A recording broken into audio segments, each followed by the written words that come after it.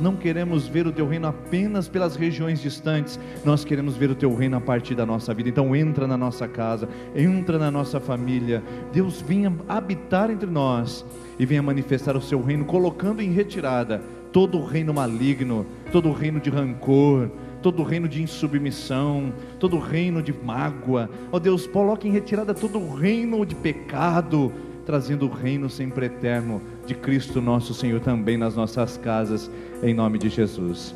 Amém, amém. Irmãos, estou muito feliz de receber vocês aqui, mas eu não posso abraçar cada um, então eu vou pedir para alguém abraçar você aí. Cumprimente a pessoa que está perto de você, diga: seja bem-vindo em nome de Jesus. E você que nos assiste pela internet, seja bem-vindo, estamos felizes também de receber você. Pastor Zé Maurício.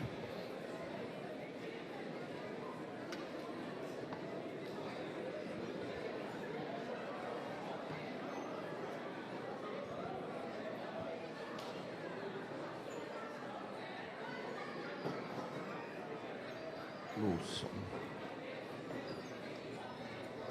Pegar minha água.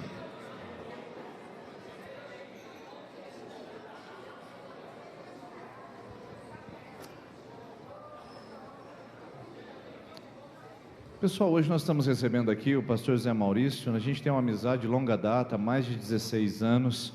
Antes de ele ser famoso, ele já era meu amigo, por isso que ele vem me atender aqui, né, pastor? E aí a gente faz o possível para receber bem. A gente colocou ele num lugar especial para ele dormir esses dias. Agora, se ele não vier porque é meu amigo, ele vem por causa do lugar que ele ficou. Então a gente vai amarrando tudo para ele continuar vindo. E já faz tempo que a gente tem essa amizade. A gente é meu amigo, meu companheiro, meu conselheiro também.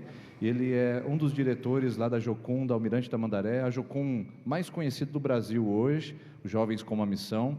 E ele agora também é pastor, conferencista e tem passeado pelo Brasil e fora do Brasil, ministrando a palavra do Senhor. Eu tenho certeza que tem coisas maravilhosas que ele vai trazer para você essa noite, mas antes disso, eu queria lembrar que ele tem alguns materiais lá, tá bom? Quem trabalha junto com ele lá é o pastor Cote.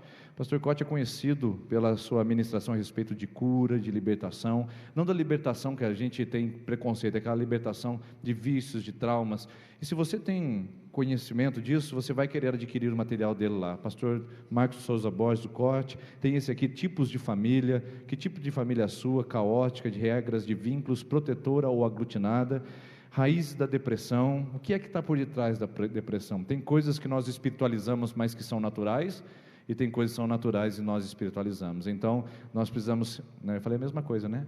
Eu já vou sair na mesma coisa, eu falei que tem coisa, vou retomar, ficou bom, né? Ficou. Tem coisas que são naturais e nós espiritualizamos, e tem coisas que são espirituais e nós naturalizamos. Agora melhorou. E é muito legal esse livro porque ele trata disso, de uma perspectiva clínica e também espiritual ao mesmo tempo. Tem vários materiais lá, e eu queria indicar esse especialmente, que é um memory card, onde você pode ter as pregações do Clínica da Alma, que é uma ministração que o pastor Zé Maurício faz, um seminário inteiro que ele vai explicar melhor para você. Você pode adquirir para também poder desenvolver sua vida em Deus e também na sua vida pessoal, tá bom? Pastor, obrigado mais uma vez, o tempo é seu, e a gente fica feliz de você e a Celidável estar aqui conosco. Deus abençoe. Amém. Boa noite, irmãos. Vocês comeram, né? Vamos tentar de novo. Boa noite, irmãos. Irmãos, os homens têm que falar forte para impressionar a mulherada, porque hoje à noite, continuidade do congresso vai ser em casa. Então vamos tentar de novo só os homens. Boa noite, irmãos. Boa noite. Sentiram, né, irmãs? Agora responde, para eles verem também que vocês não vão ficar para trás hoje não. Fala, boa noite. O avivamento chegou, glória a Deus. Louvado seja Deus. Depois desse congresso, irmãos, você tirar lá a sua fantasia de Homem-Aranha, de Batman, vamos usar a criatividade, vamos botar para quebrar. Queridos, quando eu me casei, uma coisa que eu percebi logo de cara é que eu era totalmente diferente da minha esposa. E a nossa primeira tentativa no casamento é transformar o outro igual a gente. E a gente tenta a vida inteira e nunca acontece. Nunca. As mulheres são totalmente diferentes dos homens. Cada pessoa tem o seu jeito de ser, o seu jeito de se comportar, o seu jeito de fazer as coisas. E isso é que faz o colorido da união. Isso é que dá prazer na família, que dá briga, que dá discussão. Isso é que ajuda o relacionamento a não ficar estático.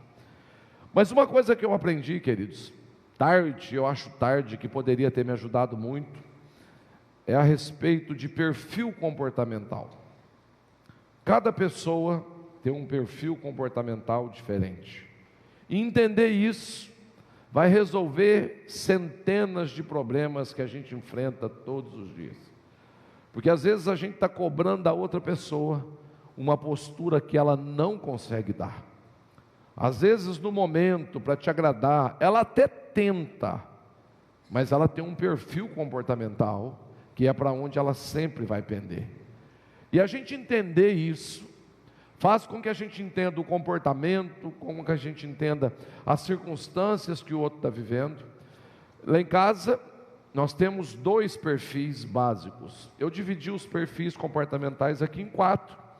E eu quero dar uma pincelada nessa noite, pelo menos para você entender o ser humano que está do seu lado e poder falar assim: ah, agora eu sei por que ela faz isso. Então você vai entender. Tem coisa que faz porque quer provocar mesmo, mas tem coisa que está dentro do perfil comportamental e nós vamos tentar explicar isso aqui. Os 4 perfis básicos, né? Isso aqui tem uma derivação enorme, mas basicamente é o dominante, extrovertido, paciente e analítico. Todo ser humano tem uma base em um desses perfis comportamentais. O dominante, ele é uma pessoa normalmente voltada para tarefas e resposta, ou seja, ele não é pessoa, ele é coisa, tarefa. E ele não faz pergunta, ele tem todas as respostas. O extrovertido, ele é pessoas e respostas. Então, ele é aquela pessoa que gosta de gente, de estar junto, e para isso ele tem todas as respostas também. O paciente é pessoas e perguntas. Então imagina uma pessoa paciente fazendo pergunta. É uma batalha espiritual. E o analítico é perguntas e tarefas. Então ele pergunta para saber como fazer o certo. A gente vai falar um pouquinho então de cada um desses perfis. Eu vou falar primeiro do dominante. Algumas características predominantes nesse perfil dominante.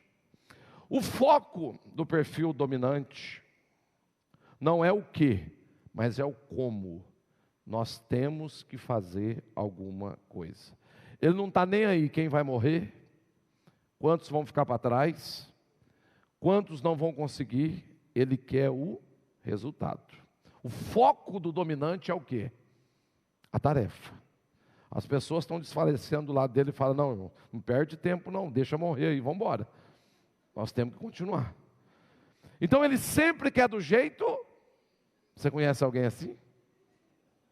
Você pode inventar 1000 maneiras de fazer a mesma coisa, mas tem que ter do jeito que o bendito ou a bendita quer. Eu já falei que é desse jeito, eu explico, ninguém escuta. Você conhece alguém assim? Ele é um realizador, porque o foco dele é o quê? Tarefa. Então ele faz acontecer. A qualquer custo ele vai conseguir o objetivo. Normalmente é uma pessoa autoconfiante, e isso às vezes o torna um líder, não necessariamente por capacidade, mas pela necessidade de estar à frente. Então normalmente pessoas com esse perfil, elas tomam posição de liderança. Mas não é porque elas são líderes natos, é porque ela tem um perfil de fazer. Ela produz muito, mas quando domina. Chegaram para o técnico do Maradona e perguntaram: por que você colocou o Maradona como capitão do seu time? Ele falou: porque quando ele é capitão, ele faz gol. Não é pela competência dele de gerir o time, entendeu? É porque ele, quando está à frente, ele produz os resultados. O dominante, ele se eleva e ele enxerga de cima, ele consegue ver um todo, então ele consegue ter uma visão sempre privilegiada de todos os ângulos. É aquela pessoa que olha, né, por cima e consegue designar as tarefas, falar, oh, por aqui vai ser melhor e tal e tal. É uma pessoa extremamente que tem uma dificuldade com regras. As regras para ele são uma sugestão. Normalmente não gosta de seguir regras, né? De falar, oh, vamos fazer assim, desse jeito e tal. Então vive quebrando regras, falando, não, eu vou fazer do meu jeito mesmo e pronto, acabou. Se quiser bem, se não quiser bem, vai ser assim. Então ele é uma pessoa extremamente estratégica nos relacionamentos, não, mas não porque ele gosta de pessoas, é porque ele gosta dos resultados.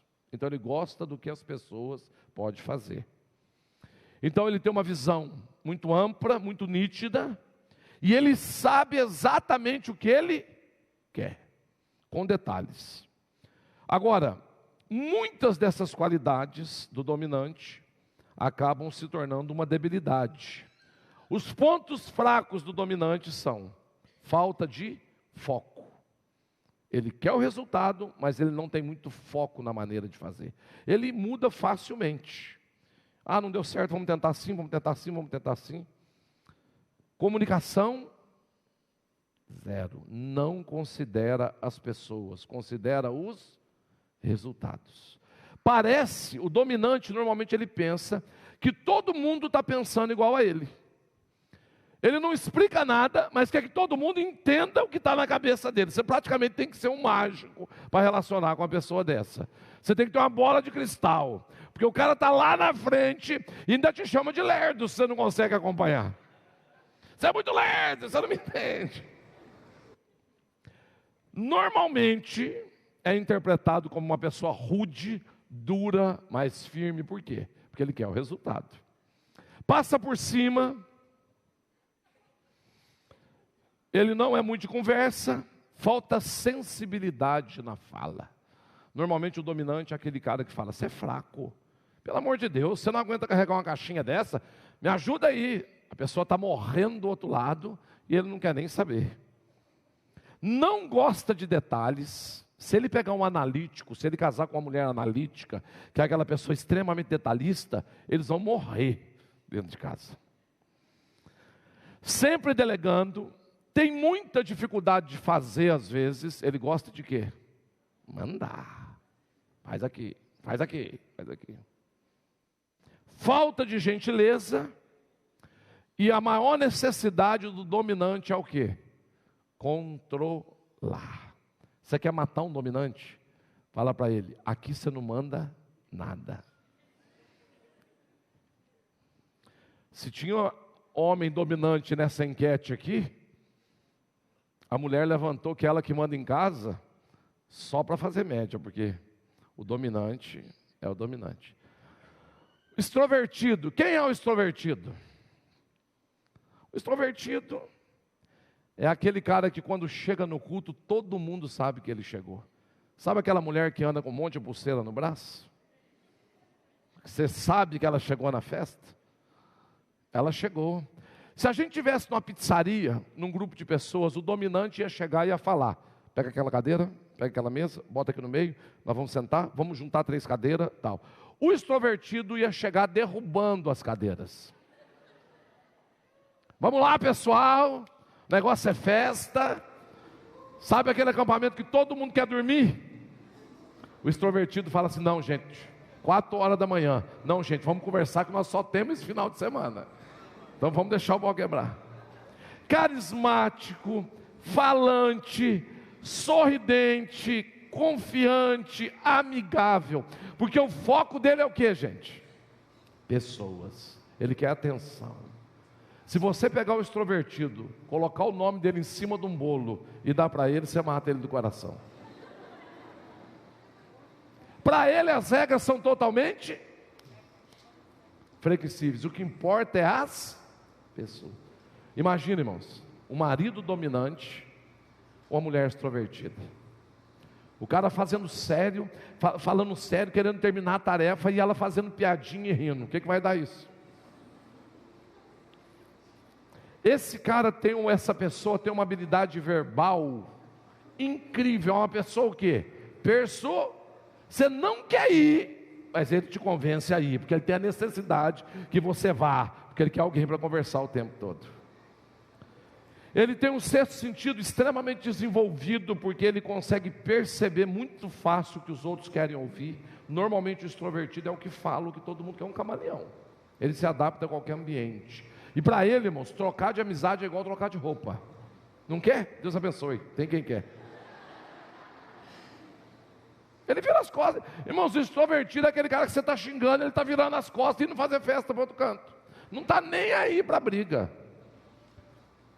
Ele tem uma habilidade de comunicar entre linhas, habilidade de motivar e levar os outros à ação, porque o negócio dele é pessoa, é gente. Não gosta de falar não, porque ele não quer perder as pessoas. Então normalmente o extrovertido, ele se mata na tentativa de ter gente por perto, ele se anula, e ele não quer romper os relacionamentos, faz qualquer coisa para manter o bom humor nos relacionamentos. Normalmente, quais são os pontos fracos do extrovertido? É visto como um frouxo, como uma pessoa maleável, que não sustenta as suas opiniões, faz e fala o que for necessário, muitas vezes flexibiliza a verdade, muitas vezes manipula, não tem planejamento, para ele faz na hora, ele improvisa, inventa, passa por cima da cabeça, ele faz o que for preciso. Precisa de reconhecimento. Se você fizer uma faixa com o nome dele, botar na frente da casa dele, ele vai te amar para o resto da vida. Chega atrasado, normalmente, empurrando todo mundo, ainda mostrando que chegou atrasado. E se a conversa é boa, vai longe. Lá em casa, nós somos 2 extrovertidos e 2 esse outro perfil aqui, o paciente. Então, eu e o Israel, a gente é mais festeiro, a gente gosta mais de festa, a gente gosta mais de improvisar. Vamos, põe a roupa, vamos embora, vamos para o shopping, vamos comer, vamos viajar, vamos. E nós temos 2 pacientes, que é a minha esposa e o Davi. O paciente, não é porque ele tem paciência, é o perfil comportamental, é aquela pessoa que para morrer de repente, ela leva 3 anos mais ou menos. Ela pensa, será que eu morro? Será que eu não morro? Será que eu vou? Será que eu... Qual que é a necessidade básica do paciente? Segurança, paz e harmonia. Um paciente tem muita dificuldade de conviver com o extrovertido, com festa o tempo todo. Porque ele gosta muito de introverter, de ficar na dele, ficar quietinho, paz, sossego. Ama a mesmice. Fica a vida inteira fazendo a mesma coisa, vestindo a mesma roupa e comendo a mesma comida. A rotina, a estabilidade, para ele é ótima. Mudanças para esse tipo de pessoa é um desafio enorme. Você conhece alguém assim? Que você está lá, vamos. Mas o que nós vamos fazer lá? Você me dá um dia, eu tenho um amigo meu que tem uma casa de praia em Santa Catarina. Ele me ligou e falou, Maurício, aconteceu uma tragédia. Eu falei, o que foi? Ele falou, eu estava indo para a praia esse final de semana, já comprei a carne, o refrigerante, botei tudo na geladeira. Eu tive um problema na empresa, não pude ir. E eu queria muito que você fosse lá, porque senão aquela carne vai estragar. Eu falei, isso é uma tragédia. Eu só vou porque eu sou seu amigo. E senão não ia não. Cheguei em casa, irmãos, aleluiado, falei, irmã do céu, Jesus bradou na terra, arruma as coisas que nós estamos indo para a praia. Ela falou, quando? Eu falei, amanhã cedo. Ela falou, você está louco? Irmãos, eu só que pensei na possibilidade de estar lá, aquela multidão de pessoas, praia, areia, água salgada. E ela, como é que nós vamos, Maurício, para a praia amanhã? Eu falei, criatura, a gente entra todo mundo dentro do carro, liga e vaza.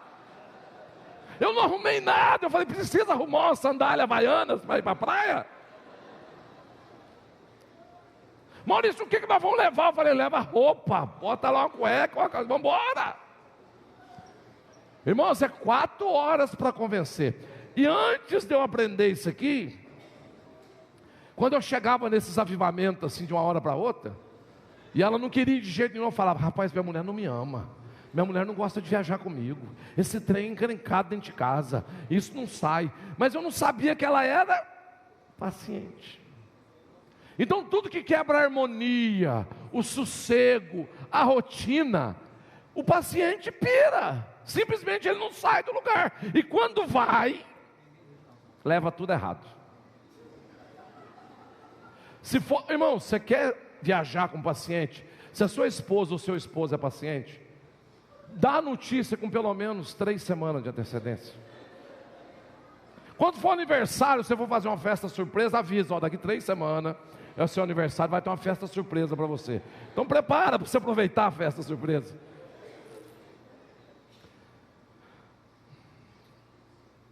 Então ele quer sempre saber o que fazer 2 semanas antes. Agora imagine, irmãos, um dominante e um paciente. Vamos, calma.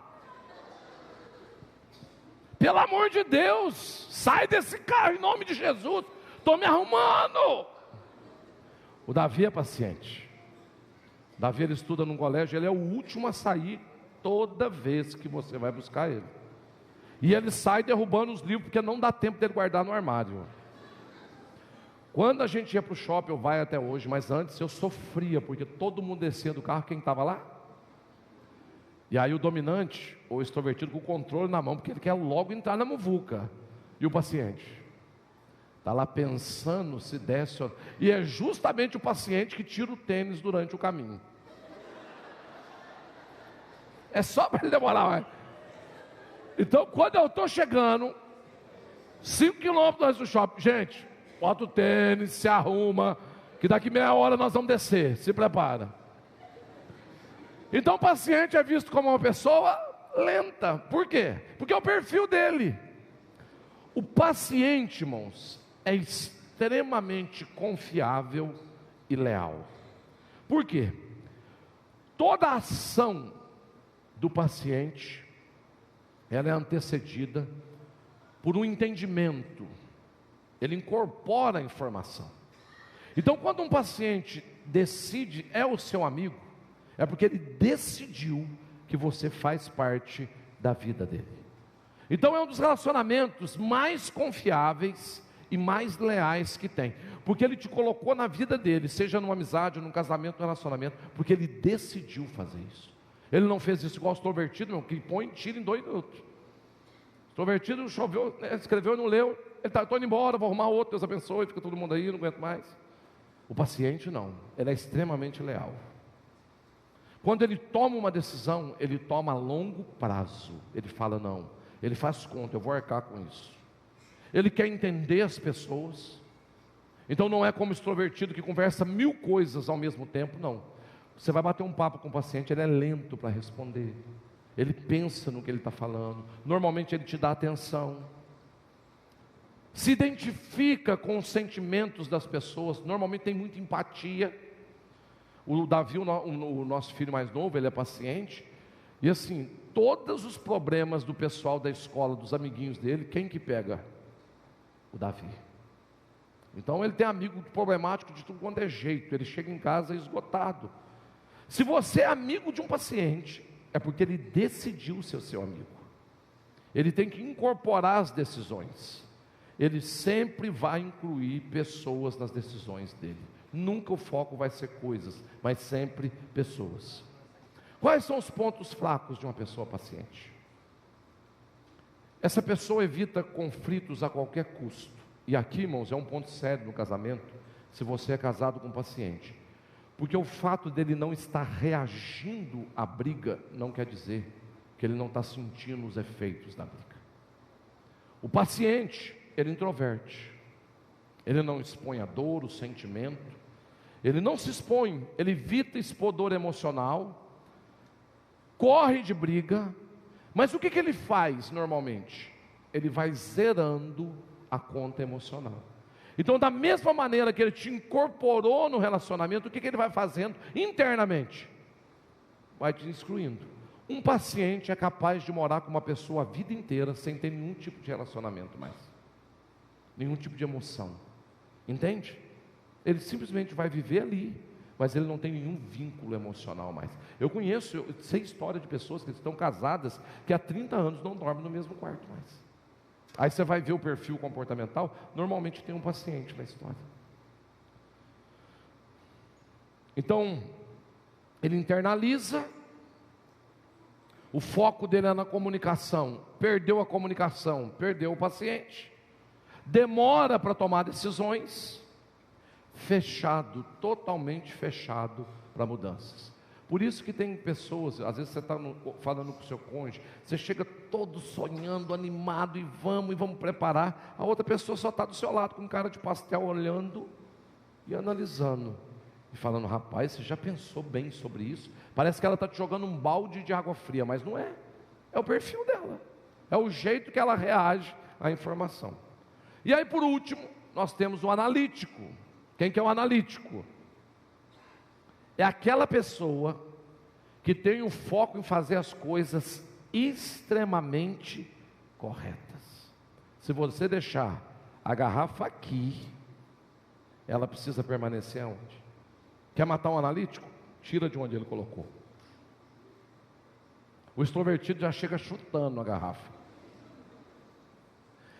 O analítico é extremamente flexível, porque ele quer acertar o processo, então ele está disposto a mudanças, ama protocolo, ama planejamento.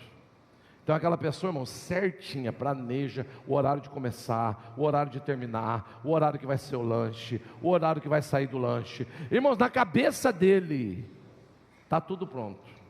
Então a gente chega na pizzaria, tem lá o dominante, bota a mesa aqui, a cadeira aqui, você vai sentar aqui, você vai sentar ali, você vai sentar aqui. Chega o extrovertido, eu sento em qualquer lugar. Por mim, sento lá em cima, lá embaixo, estou bem tranquilo. Chega qualquer outro que eu falei, o paciente, o que ele faz? Senta num cantinho, fica esperando alguém chamar ele. E o analítico? Qual sabor que você gosta? Qual sabor que você gosta? Nós vamos pedir meia mussarela, meia calabresa, meia 4 queijos, vai dar R$32 para cada um vai ter que, você vai pagar no cartão, vai pagar no dinheiro. No final o garçom não precisa fazer nada, ele já fez tudo, ele faz tudo muito bem feito. Essa é uma pessoa boa para você ter na equipe, para você botar ela no quê? Na organização. Tem orgulho do que ele faz, objetivo, não tem foco em fazer necessariamente, mas em entender a tarefa. Então o analítico, você tem que explicar muito bem para ele o que você quer, o resultado, porque ele vai planejar tudo na cabeça dele. Então ele elimina todos os riscos. Normalmente parece uma pessoa pessimista, que ela começa a apontar: mas você já pensou nisso aqui? Isso não dá certo, isso acontecer isso. Mas não é que ele é pessimista, ele está fazendo o quê? Cálculo. Você conhece o analítico, irmãos, pelo guarda-roupa dele, as camisas certinho. O extrovertido, o paciente está dobrando a roupa até hoje, né? Vou arrumar meu armário, 3 anos e meio no projeto. O analítico, ele prevê o constrangimento. O paciente não toma decisão por medo da estabilidade. Agora, qual que é o problema do analítico? Ele faz tão bem feito que ele é totalmente fechado para quê? Críticas. Você quer matar um analítico? Depois que ele planejou, fez, executou, você fala: mas isso não ficou bom. Tem um senso de justiça própria muito alto. Então a pessoa demora para tomar decisões, mas não é porque ele é paciente. Por quê? Porque ele analisa demais, foca problema, foca risco, às vezes é chato, porque fica apontando. Aí está lá na equipe, né? O extrovertido e o analista. Imagina 2 pessoas dessa casada. O extrovertido quer fazer, vamos embora, a gente está demorando e tal. E o analista: vamos sentar e vamos conversar sobre esse assunto. E o pior é que o analista, você tem que conversar uma vida com ele. E aí você conversa, entendeu? Não, mas para aí, você já pensou nisso aqui? Vamos voltar nesse ponto aqui. E não vai, irmãos, o negócio não anda. Ele perde muitas oportunidades na vida por demorar demais. A minha pergunta para você agora: essa pessoa que está do seu lado é paciente, extrovertida, analítica ou paciente? Nós vamos fazer uma troca de casais. nesse momento, e você vai falar um pouquinho do seu marido para outra pessoa. Muda de casal aí, pega outro casal que está do seu lado, pega outro parceiro que está do seu lado, e você vai falar: olha, meu marido é assim, assim, adivinha o que ele é. Vamos ver se a outra pessoa adivinha. Dá uma mudada aí, vamos lá. Vamos ver se você sabe falar da pessoa que está do seu lado. Faz uma troca aí.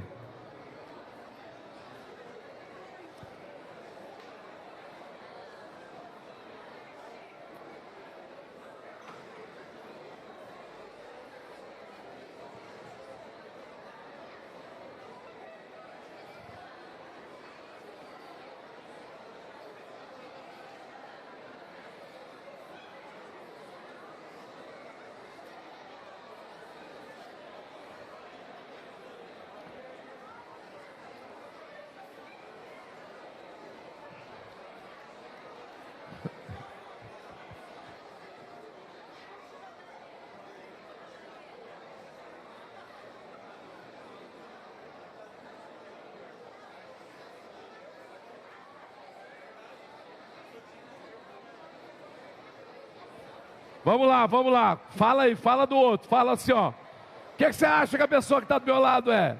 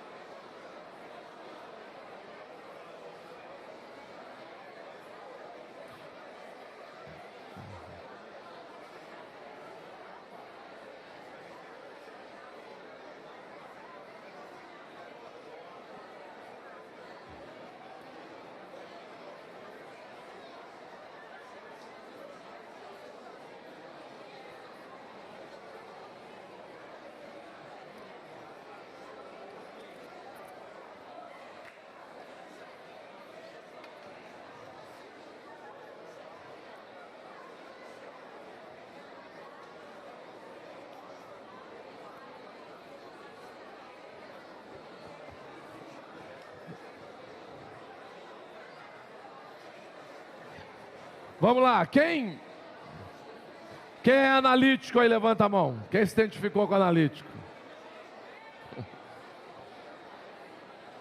Quem é analítico, levanta a mão. A esposa ou o esposo concorda, levanta a mão junto. Quem é paciente, levanta a mão. Pode demorar para levantar os pacientes, não tem problema. A esposa ou o esposo concorda? E o dominante? Tem algum dominante aqui?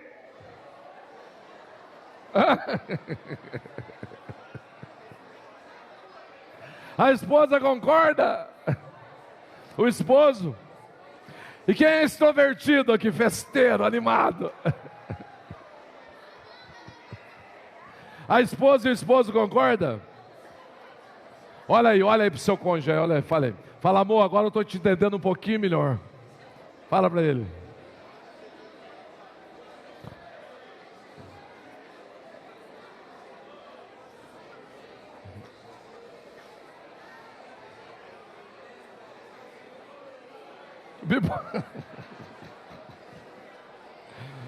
Quem mistura os comportamentos?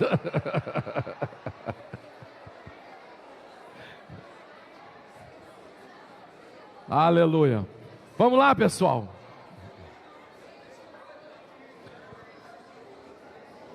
Destroca aí, devolve para o seu irmão que é do seu irmão. Fala: irmão, Deus te deu, que Deus te dê força. Pode levar, Deus abençoe. Aleluias.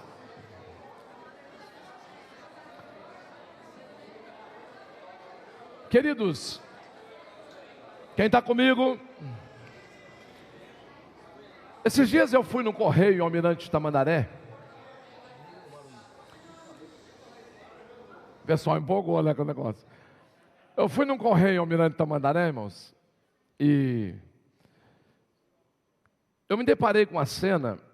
Eu estava naquele dia assim, totalmente estressado, porque eu cheguei no correio, tinha 3 balcões de atendentes, 5 balcões, só tinha 2 funcionando. Tinha uma fila de mais ou menos umas 45 pessoas. Na fila que eu estava, tinha umas 25, mais ou menos 28 pessoas. Tinha um pouquinho mais que na outra, então eu calculei mais ou menos isso.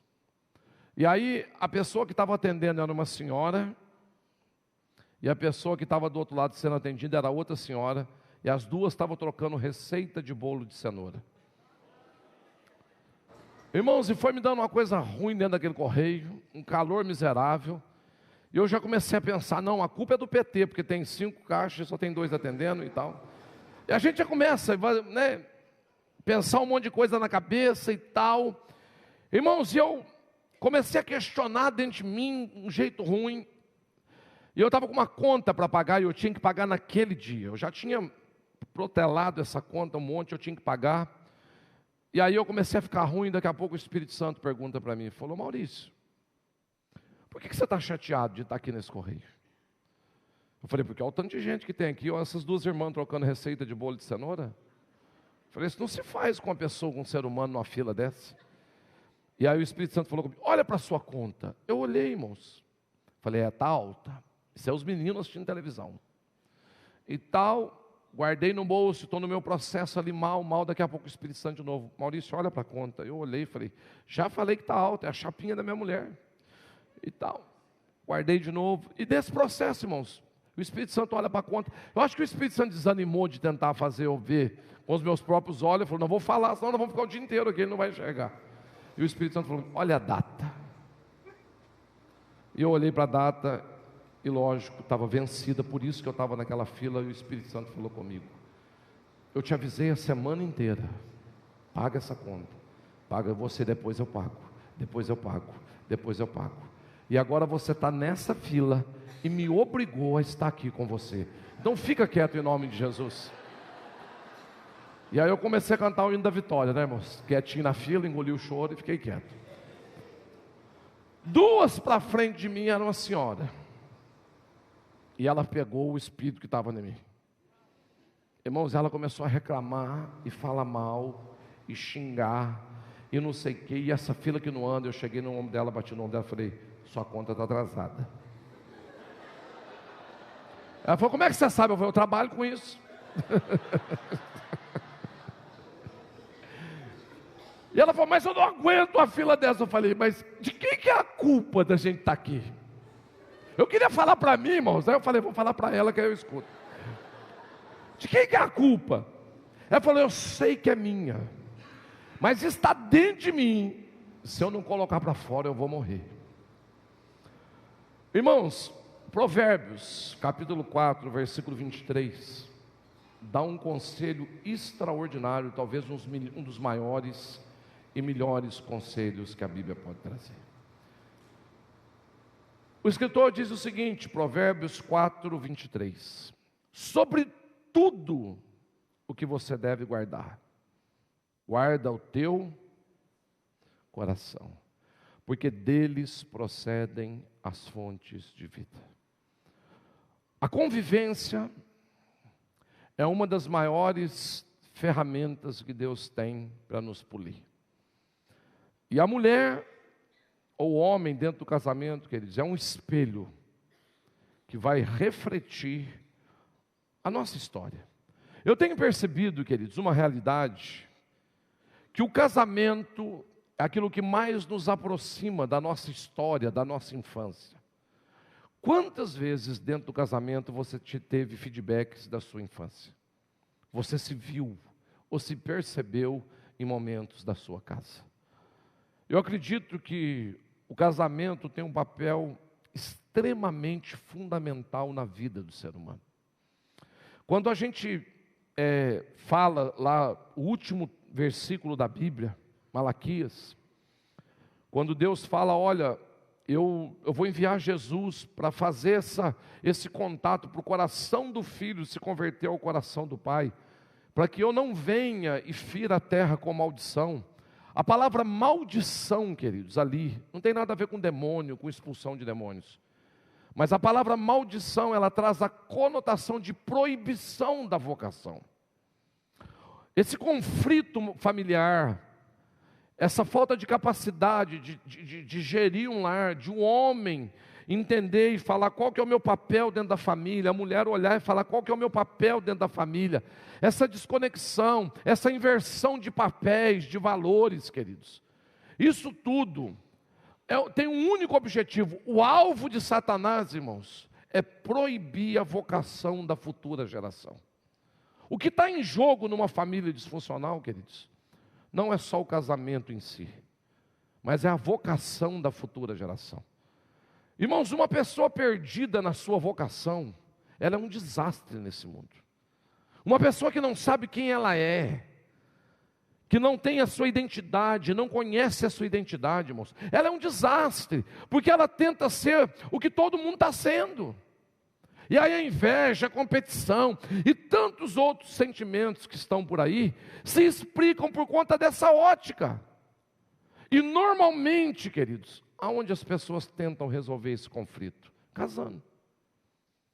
E aí, queridos, a mulher tem por excelência a missão sublime de ser uma apoiadora da missão do homem. A palavra submissão significa isso, alguém que tem a missão de apoiar a missão de uma outra pessoa. Então ela só se sente útil, mulher, se ela tiver uma missão para apoiar. O homem só se sente valorizado, só se sente amado quando ele está apontando o caminho, a missão. Imagina um homem sem uma missão e uma mulher sem a missão de apoiar a missão do homem. Os dois tentando procurar de alguma coisa. E aqui começam os desastres, queridos. E lógico, quando a gente olha para o nosso contexto aqui, a maioria de nós veio de família disfuncional. A maioria de nós. O problema da orfandade não é você chorar por aquilo que você não teve. Porque a grande perca da vida, irmãos, não é aquilo que a gente perdeu.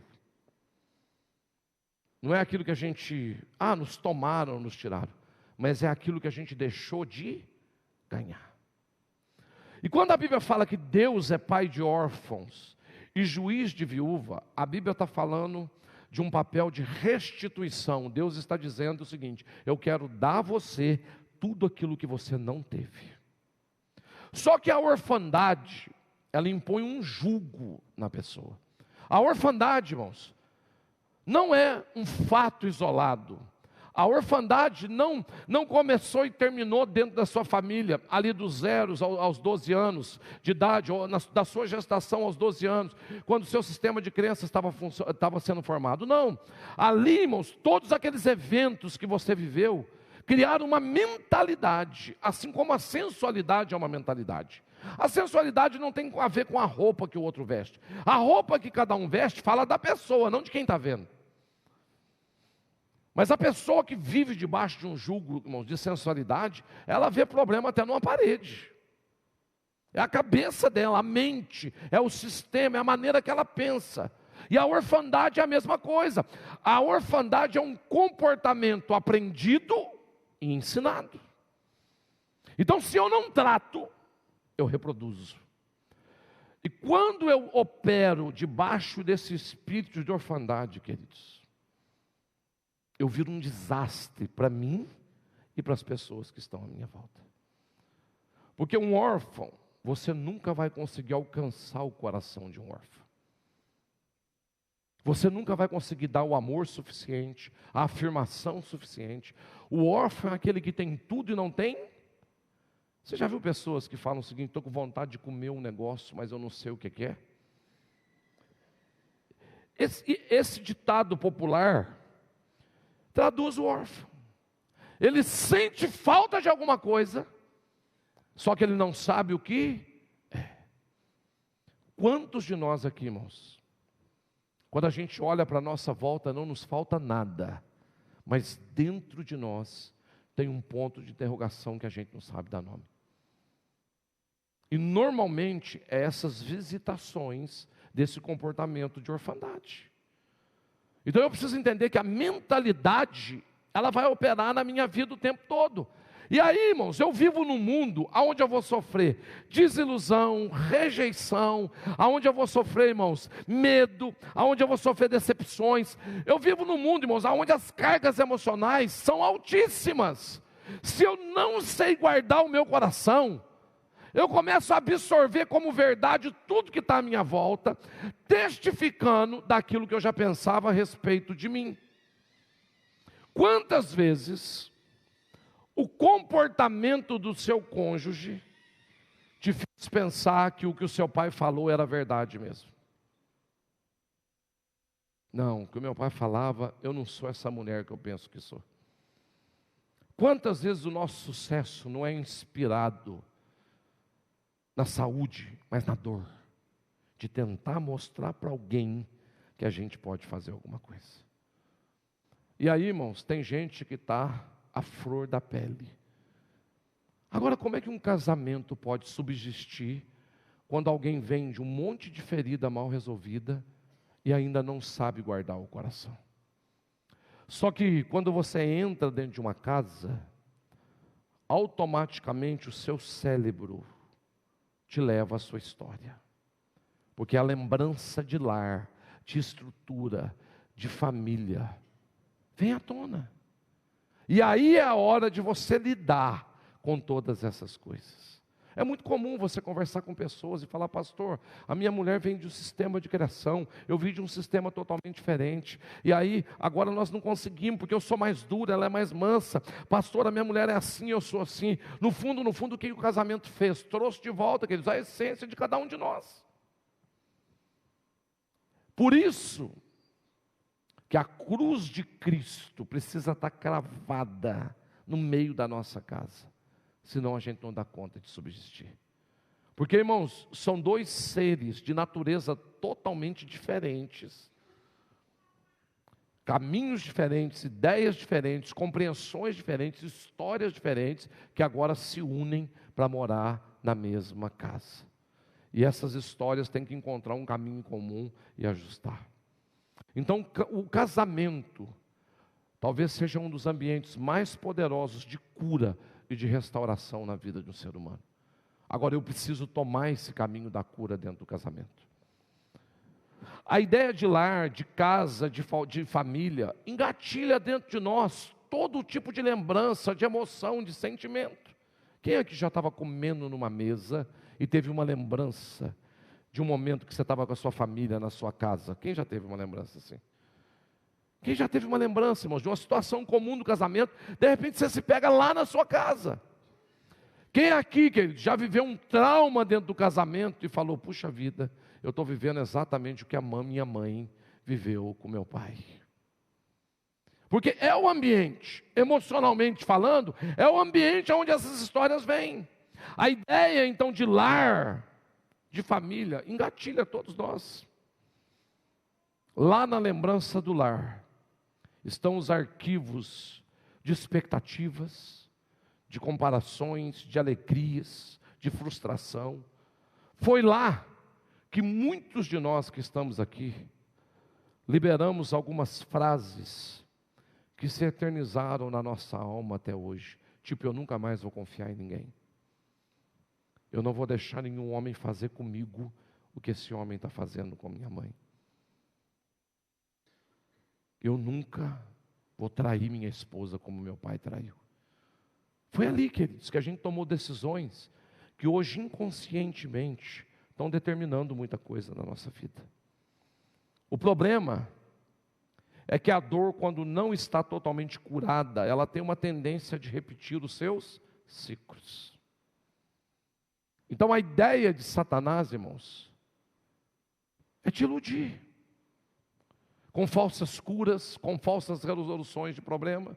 A ideia do diabo, queridos, é fazer com que a gente coloque pedras em cima dos nossos problemas. Quem é que tem um jardim em casa, irmãos? Quem tem um jardim em casa? Quem tem? No seu jardim tem um sapo? Quem já viu sapo de jardim? Ele aparece de vez em quando, gordão, daqui a pouco ele some, ninguém sabe onde aquele sapo escondeu. Você procura em tudo quanto é lugar, sumiu, mas daqui a pouco ele volta. Tem gente, irmãos, que tem um monte de sapo escondido dentro do seu relacionamento, Botou uma pedra em cima, não resolveu.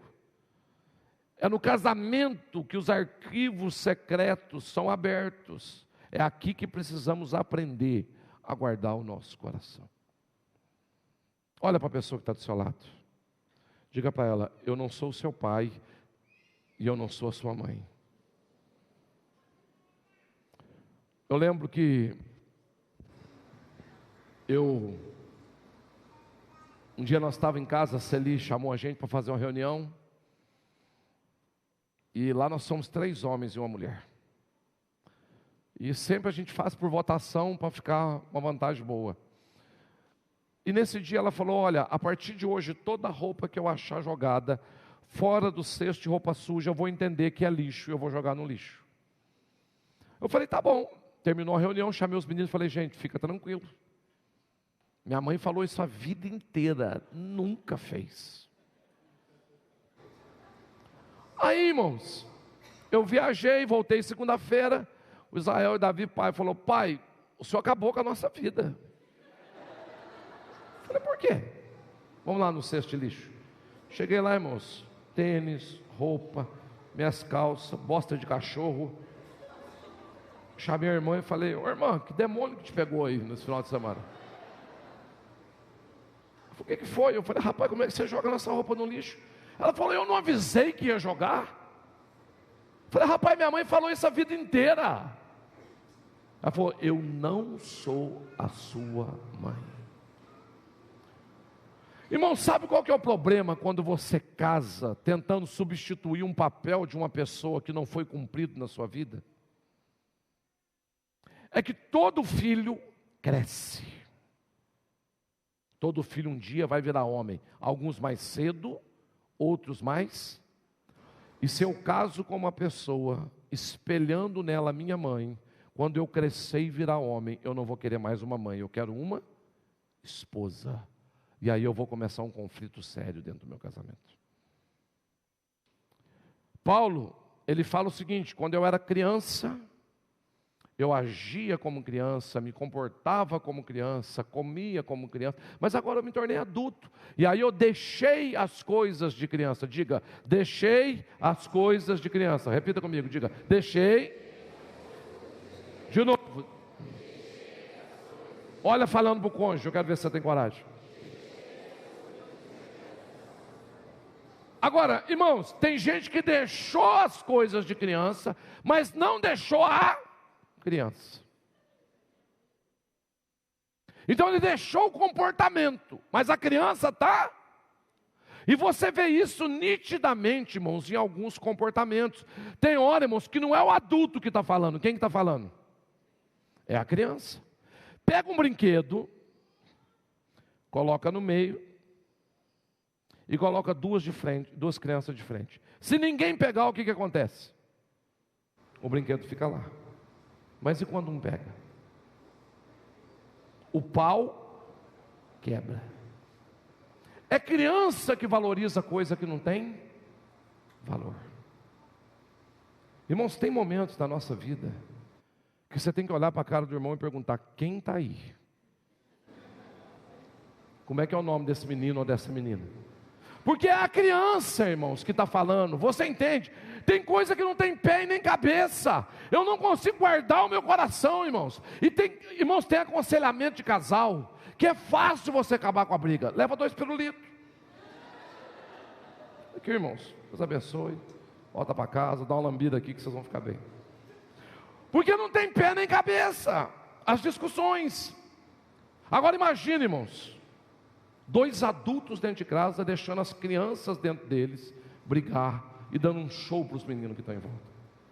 Me fala se tem hora, se o nosso comportamento com os nossos filhos não parece o comportamento de uma criança.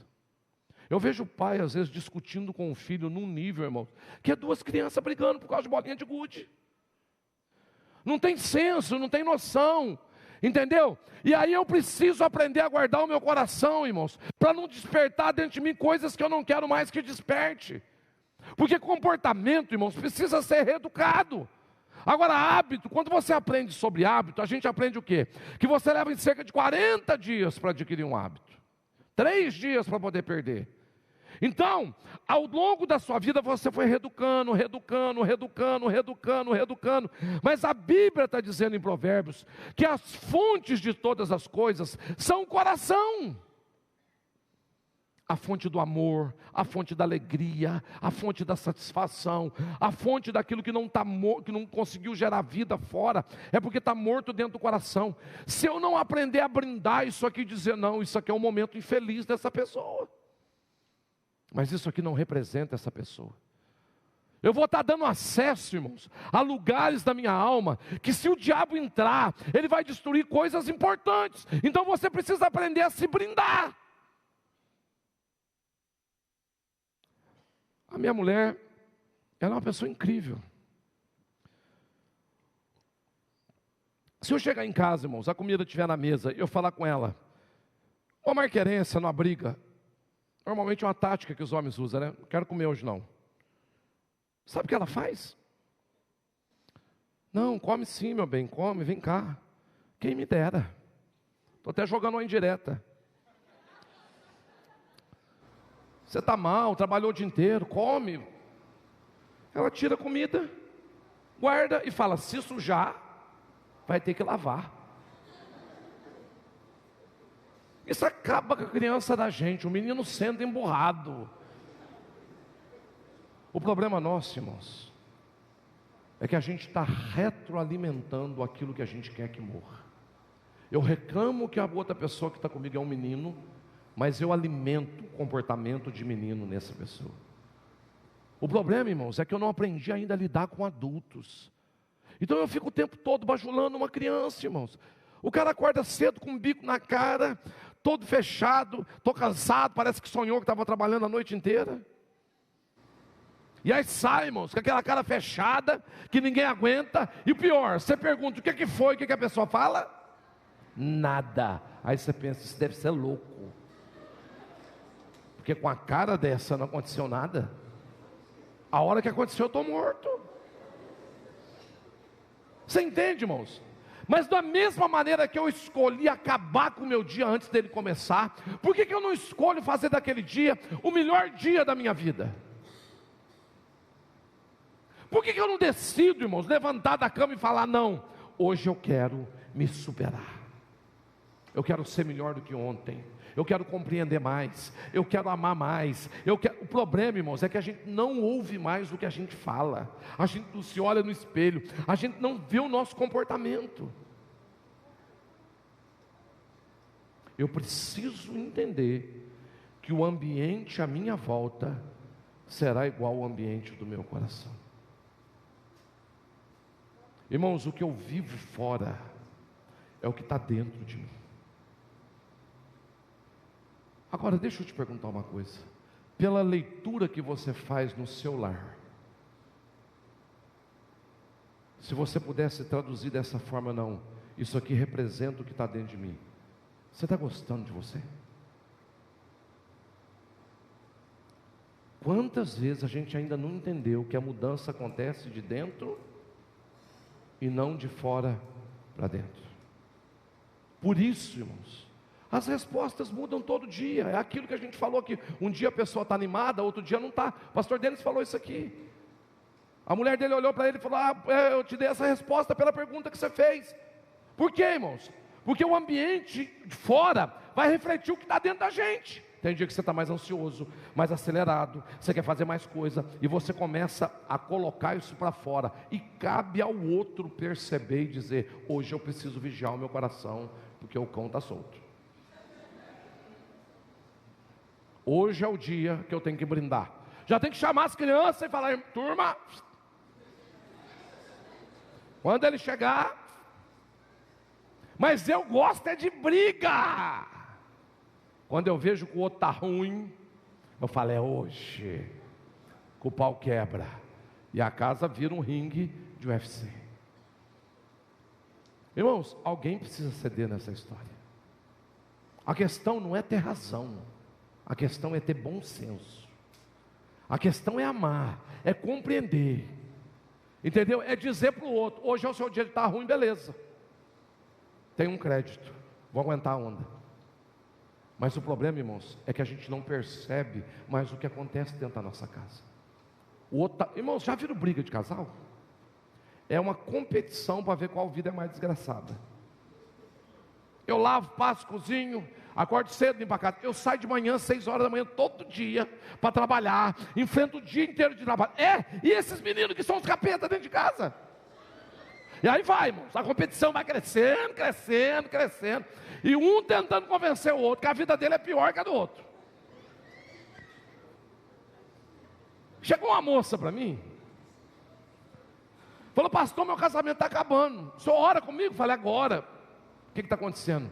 Pastor, eu não aguento mais lavar louça. Eu falei: como assim? Ela falou: louça, na sua casa não tem louça? Eu falei: tem louça. Ela falou: não aguento mais. Eu falei: então tá bom, não vou nem orar, já vou te dar uma receita. Você acabou de comer, você joga no lixo. Eu falei: como assim? Eu falei: joga fora. E a hora que acabar as louças, você não come mais? Falei: pastor, o senhor está brincando comigo? Eu falei: não estou, porque eu achei que você está brincando comigo. Porque é sério que no dia que você casou, não te falaram que ia ter louça na pia? Irmãos, a gente tem que rever totalmente nosso cursinho de casamento. Escute que eu vou te dizer uma coisa, irmãos. Tem coisas na vida que são extremamente naturais e que nós estamos espiritualizando. Sabe o que isso indica? Que cada dia mais a gente está perdendo a envergadura de lidar com a vida. Tem gente, irmãos, que está andando a pé até hoje porque não tem condição de ter um carro. Porque o carro fura o pneu, ele dá um show no meio da rua, ele chuta o pneu, desgraça. E se é hora de furar o pneu, ele vai te mandar um e-mail, um mês antes, falar que é o seu carro, prepara o seu emocional, porque eu vou furar o pneu. Tem coisas, irmãos, que são naturais, vão acontecer. Quando nasceu Israel, a gente não podia ter filho. E aí a mulher danou orar: eu quero um filho, eu quero um filho, eu quero um filho, eu quero um filho, eu quero um filho. Irmãos, Deus também tem hora que fala: não, tá louco, vai, manda um menino lá, que senão não tem condição. Aí veio Israel, irmãos, mas Deus falou: eu vou caprichar. Você quer? Vou dar. Irmãos, o Israel, ele nasceu, aquela criança gordinha, com as coxinhas. Sabe aquelas crianças gordinhas? Dá vontade de você comer quando é pequeno. Quando ele fez 15 anos, eu arrependi de não ter comido quando era pequeno. Falei: eu devia ter comido. Falei: eu não podia ter perdido aquela oportunidade, mas enfim. E o Israel, irmãos, numa energia, uma loucura, animado e corre, quebra. Eu ia para casa dos irmãos: irmão, vamos, traz os seus filhos. Eu falava: ó, se for para xingar, nem chama. O que você não quer que quebre, levanta em nome de Jesus, porque a criançada. E aí veio o segundo Davi, mesma unção e o mesmo ministério. Os dois eram terríveis, irmãos. Parecia uma turma que eu vi ontem na lanchonete que eu fui aí. Rapaz, aquilo era um estrago. Vocês tinham que estar onde daquela lanchonete, irmãos? Os brinquedos abrindo as pernas: eu vou tirar esses meninos daqui em nome de Jesus, tal. Dando da lanchonete, falando: vamos embora, vamos embora. Não precisa pagar a conta não, Deus abençoe. E aí, irmãos, eu chego em casa um dia, uma mesa, um banco em cima da mesa, outro banco em cima do banco. Olho lá em cima, o Davi embaixo, Israel segurando. Eu entrei na porta, gelei inteiro. Eu falei: o sangue de Jesus tem poder. Fui quietinho para ele não cair lá de cima. Peguei ele e falei: Davi, o que você está fazendo aqui, meu filho? Falou: pai, a mãe que está colocando biscoito em cima. Eu falei: a partir de hoje no chão. Fui orar, irmãos. Falei: Deus, o que é isso? Falou: os meninos que a sua mulher te pediu.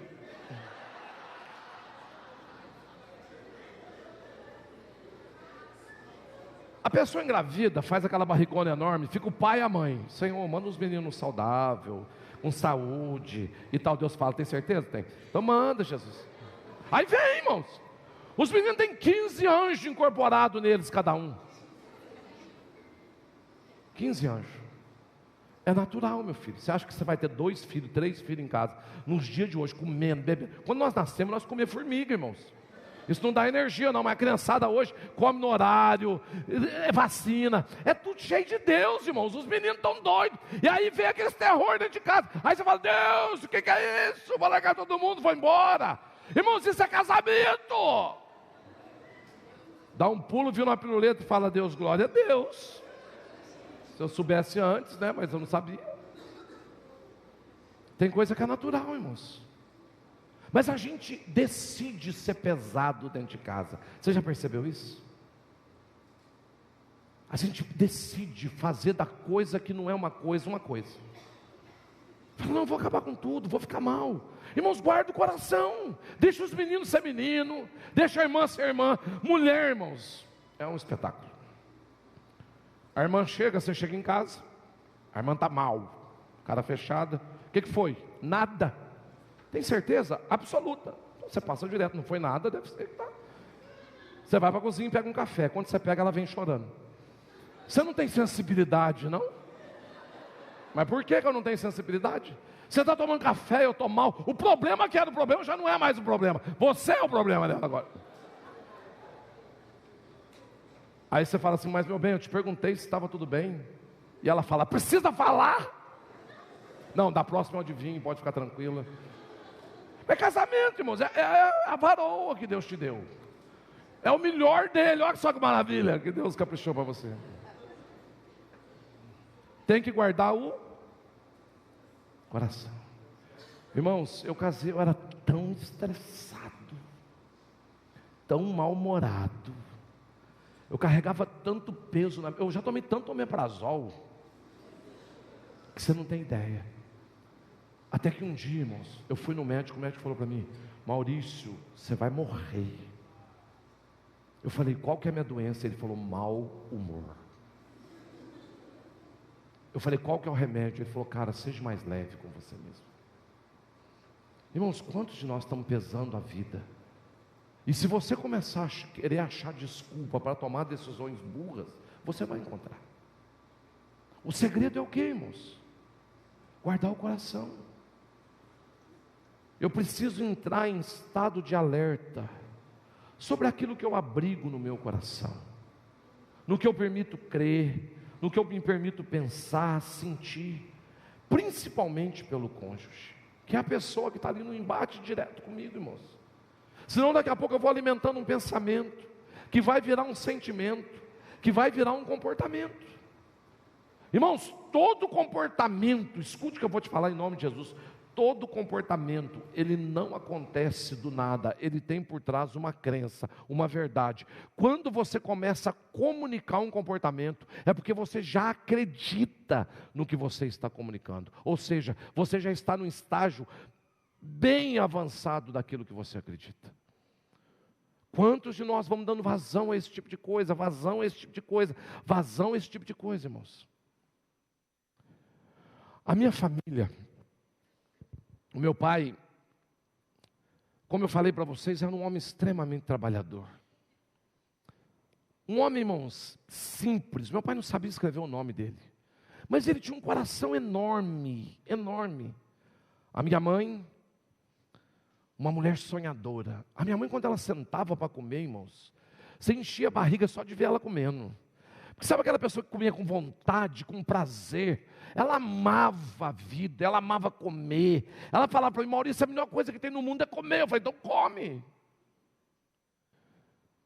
E a minha mãe tinha um sonho de aposentar, viajar, conhecer o mundo. Minha mãe nunca entrou num shopping. Meu pai nunca foi num cinema na vida. Vieram do interior de Minas, do meio do mato.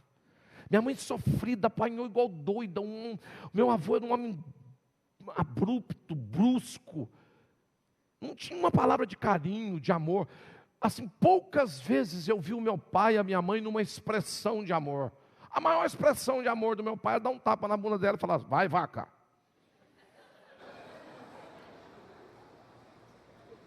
Era o que ele via, o que ele sabia, o que ele conhecia.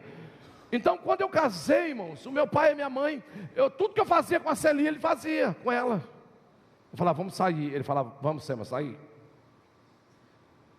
E eu vi ali, queridos, pessoas que estavam na igreja, tinham Deus, tinham tudo, mas que tinham um limite dentro delas.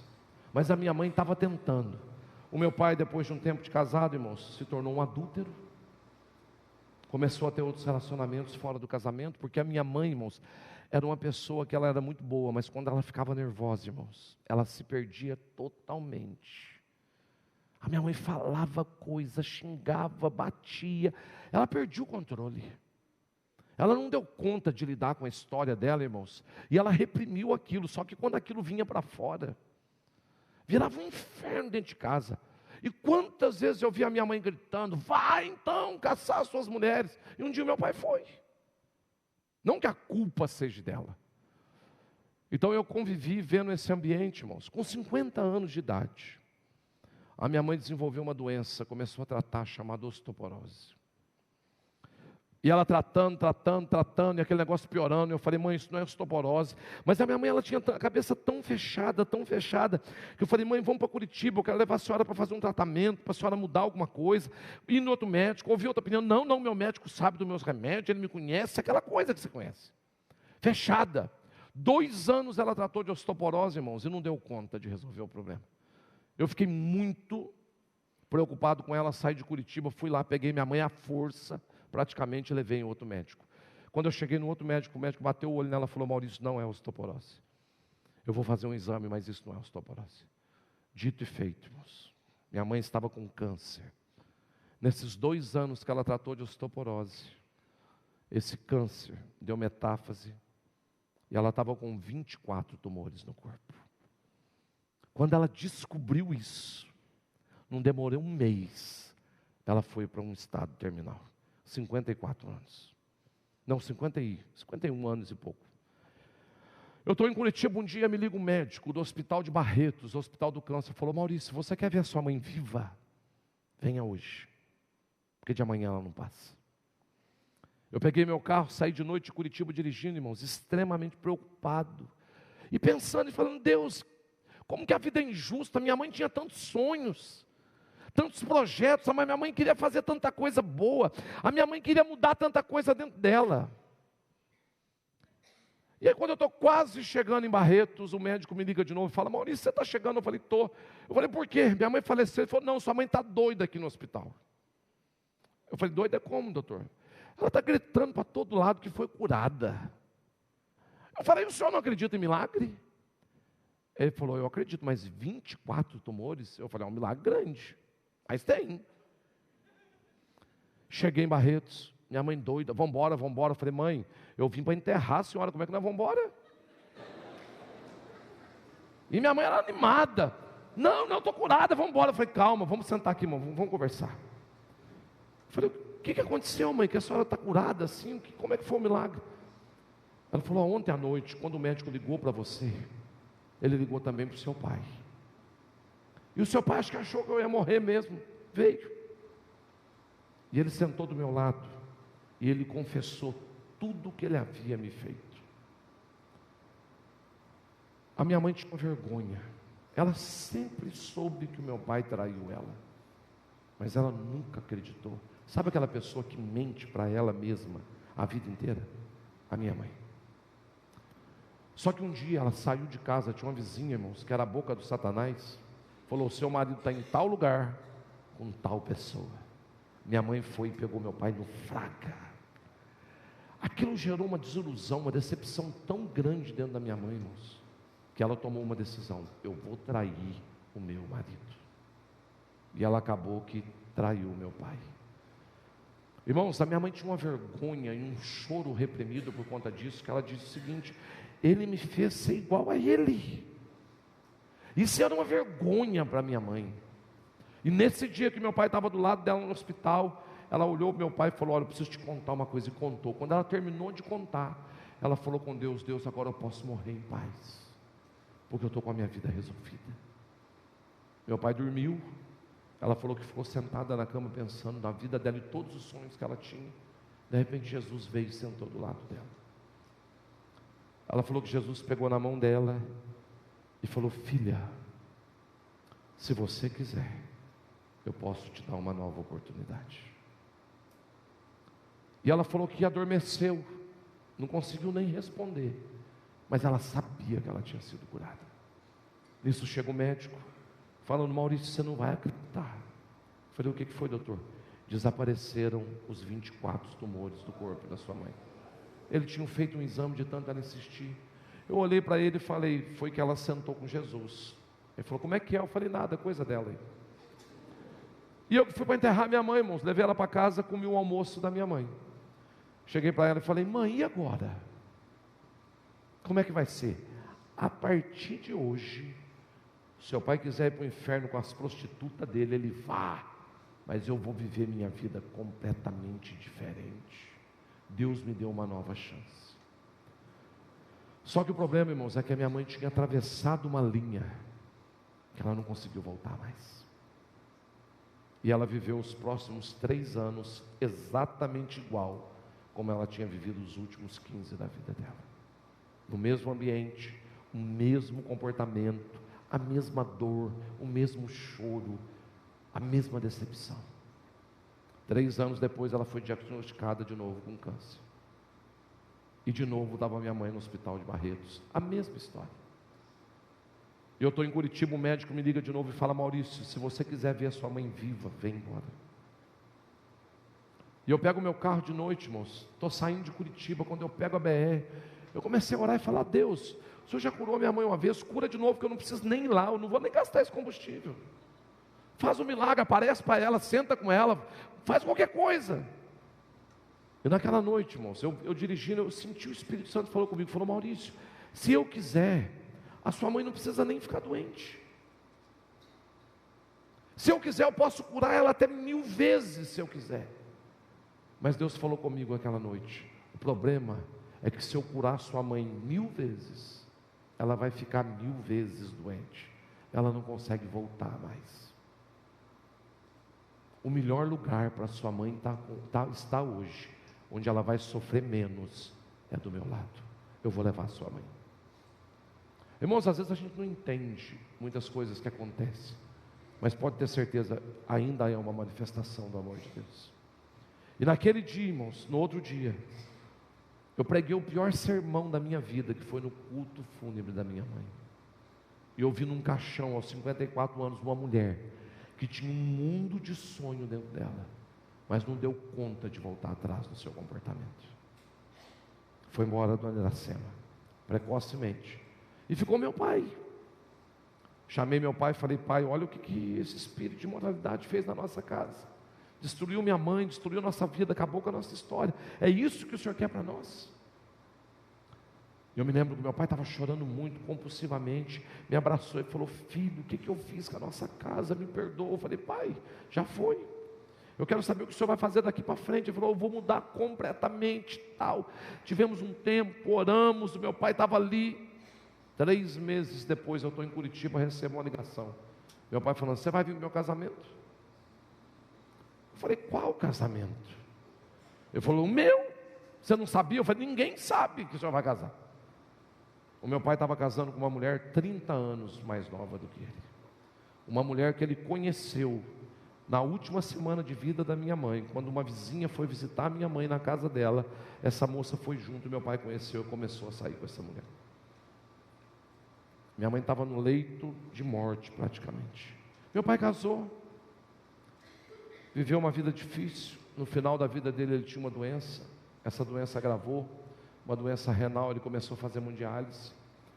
E o último ano foi um ano muito difícil para o meu pai, onde ele me ligava quase toda semana e pedia para orar para ele morrer. Pai, ora para mim morrer, Maurício, ora para mim morrer, ora para mim morrer, ora para mim morrer. E eu me lembro que 1 mês antes do meu pai morrer, eu estava em Curitiba, Deus falou comigo: eu vou levar o seu pai. Eu quero que você vá lá, faça uma ceia com ele e seus irmãos, porque eu vou levar o seu pai. Irmãos, eu saí de Curitiba, cheguei em casa, falei: pai, eu queria fazer um culto, fazer uma ceia, queria chamar os meus irmãos. Está tudo bem para o senhor? Ele falou: tá. Ele falou: Deus vai me levar? Eu falei: vai, Deus vai te levar. Ele falou: vai ser a melhor coisa que vai acontecer na minha vida, porque eu não posso voltar atrás das bobagens que eu fiz. E eu fiz um culto, nós fizemos uma ceia. Meu pai pediu perdão para todos os filhos. Ele olhou para nós e falou: olha, a única herança que eu posso deixar para vocês é que vocês não façam o que eu fiz. Esse é o único exemplo que eu posso dar. Se eu pudesse voltar atrás hoje, eu queria fazer totalmente diferente, mas eu não posso.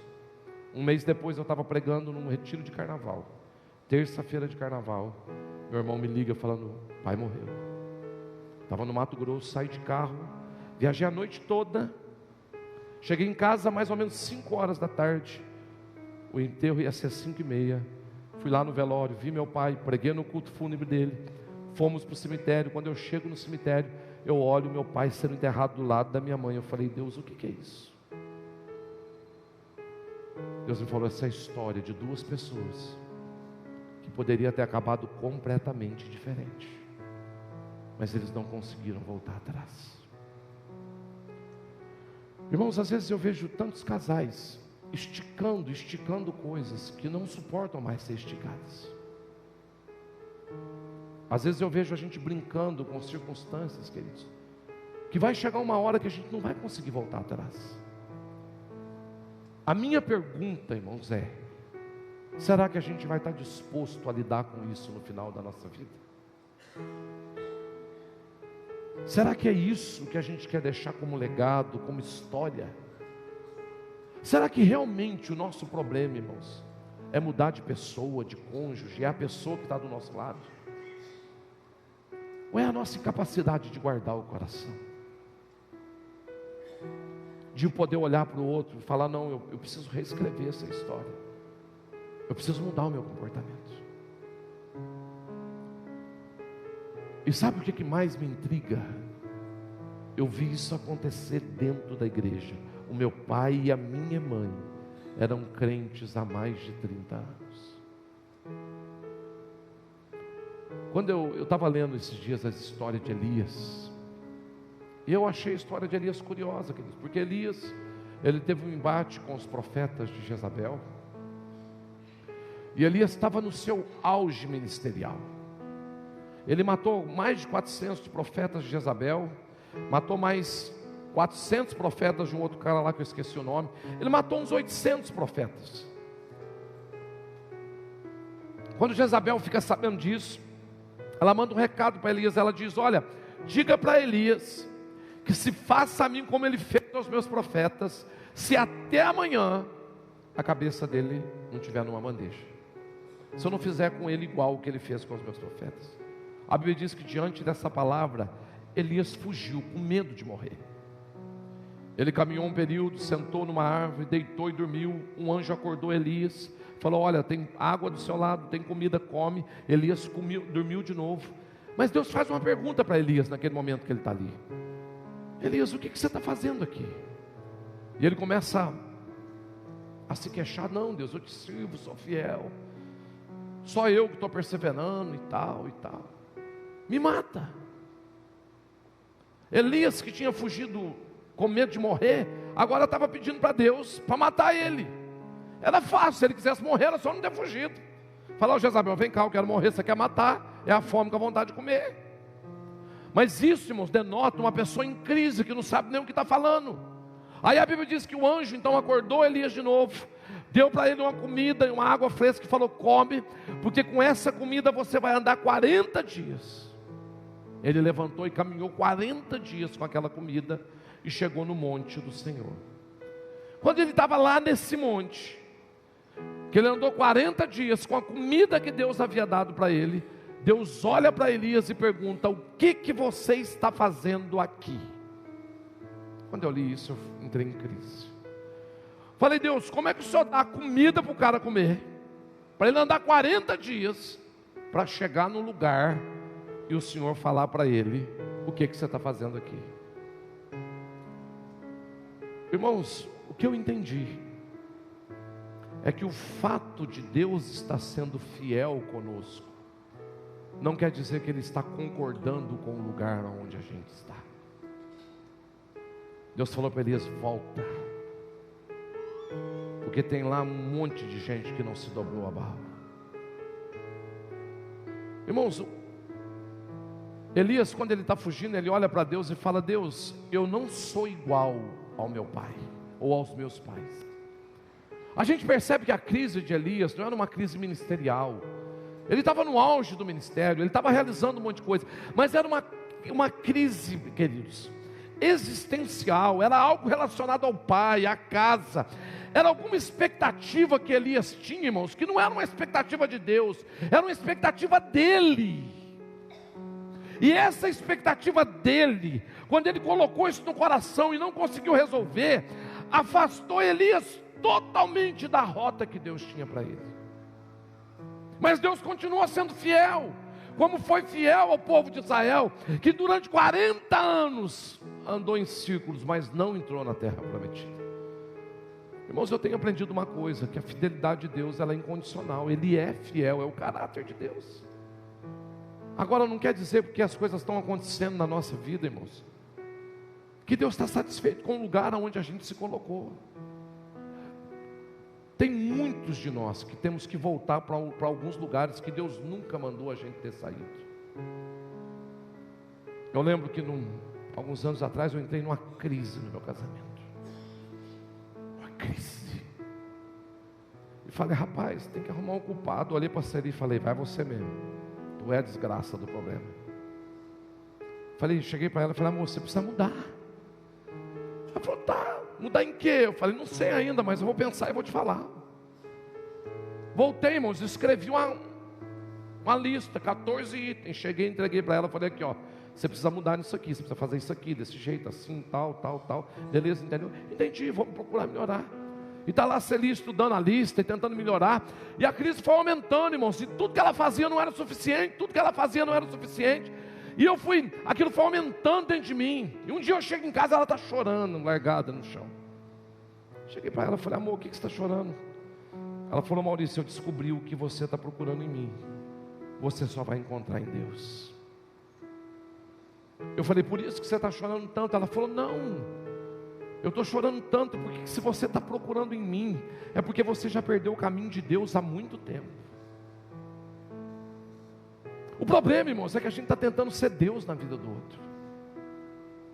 O problema é que a gente está tentando tirar uma resposta de um lugar que a gente não tem. O ser humano, ele é tão incrível que ele olha para o outro, se apaixona. O conjunto, as características, o cabelo, o jeito de falar, o jeito de andar, a roupa que veste. Ele fala, nossa, eu quero esse conjunto lá em casa. E aí a pessoa vem, e aí eu admiro aquele conjunto, eu olho, eu falo, nossa, coisa linda, que eu casei, coisa boa. Mas eu vou entrando em crise, o casamento, os processos.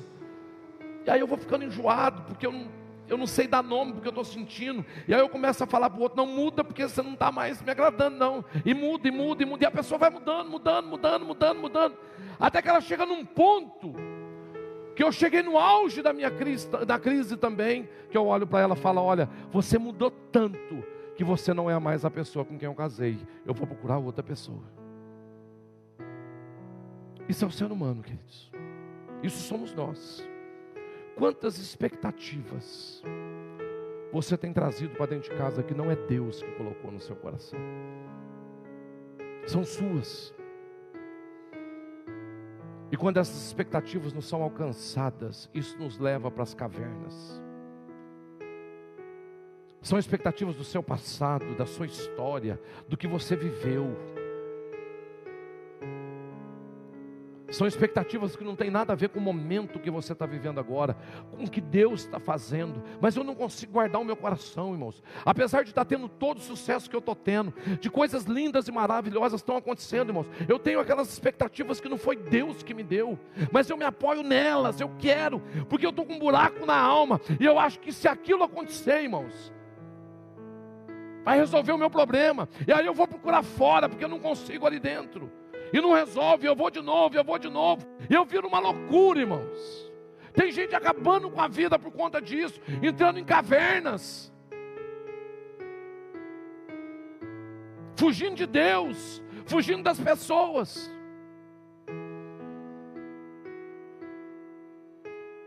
Queridos, quantas coisas que eu quero, mas que Deus não quer, e eu estou insistindo nisso. Se coloque de pé.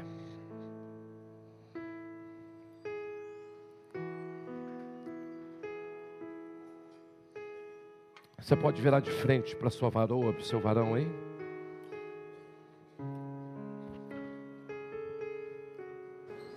Irmãos, eu queria que você agora fizesse algo importante. Eu queria que as mulheres olhassem para os maridos e você dissesse para esse homem que está na sua frente: tudo que você queria dizer para o seu pai, e você nunca disse. E depois, você varão vai olhar para sua esposa, e você vai dizer para ela tudo que você gostaria de ter dito para sua mãe, e você nunca disse. Irmãos, eu gostaria que você levasse isso a sério. Nós vamos começar pelas mulheres. Você vai dizer para esse homem tudo que você gostaria de ter dito para o seu pai e nunca disse. Não se preocupe com quem está do seu lado, o que as pessoas vão pensar de você. Simplesmente olhe para ele e diga: eu vou te dar um tempo para fazer isso, querido.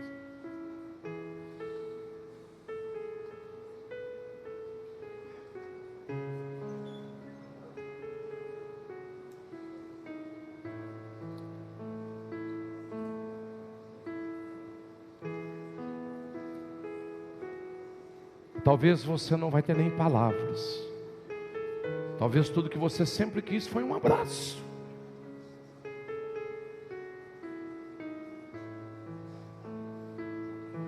Não tenha medo, queridos. Fale o que você gostaria de ter falado para aquele homem, que foi o primeiro homem da sua vida e que você nunca falou. Talvez das dores que ele te causou, das expectativas frustradas que ele te trouxe, da falta que ele te fez. Talvez quando você mais precisou dele, ele não estava lá. Pergunte, talvez você queira perguntar, fala: por que quando eu precisei de você, você não estava lá? Por que você nunca me apoiou? Por que você nunca me deu uma palavra de carinho, de amor? Fale, irmãos, aproveite isso. Nós estamos num momento de cura.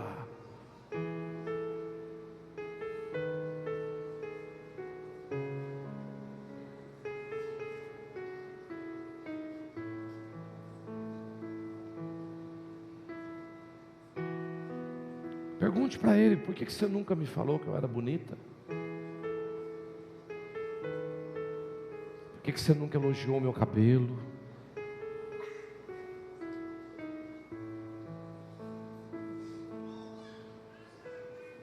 Por que você nunca me tocou com carinho, com cuidado, com zelo? Por que toda vez que eu chegava perto de você, você me mandava sair?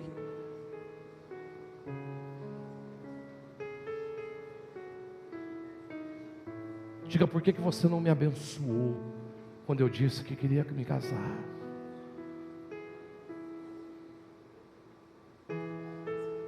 Pergunte para ele: por que quando eu fracassei, ao invés de me encorajar, você simplesmente me julgou?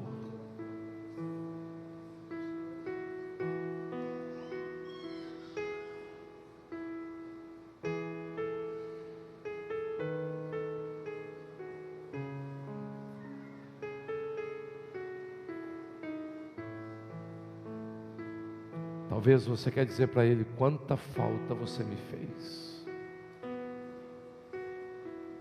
Você não me ensinou a ser carinhosa. Você não me ensinou a ser talentosa. Você sempre disse que o que eu não seria, mas nunca me ensinou o que eu poderia ser. Diga: por que você falou que eu ia ser uma péssima mãe?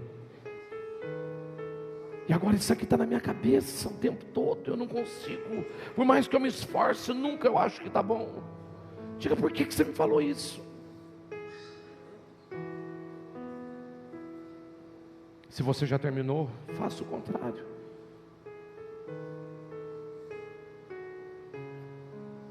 Você é um marido, diga para sua mulher o que você gostaria de ter dito para sua mãe e nunca disse.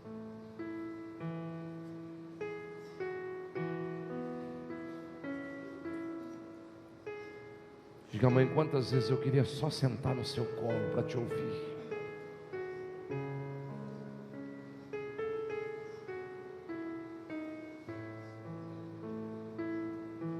Diga, fale.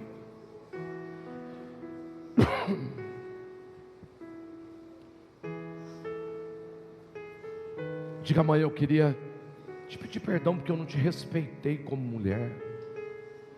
eu te respondia, te xingava, não te valorizava como mulher.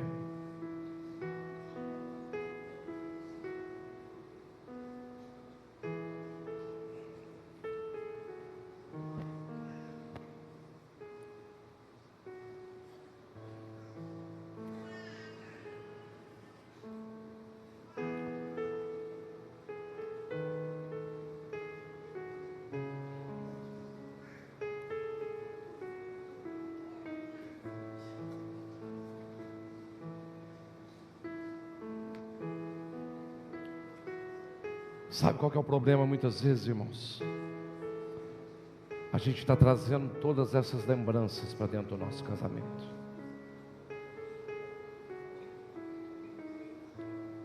Essas dores que ainda não foram bem resolvidas dentro da nossa alma, muitas vezes está ditando o que está acontecendo dentro da nossa casa.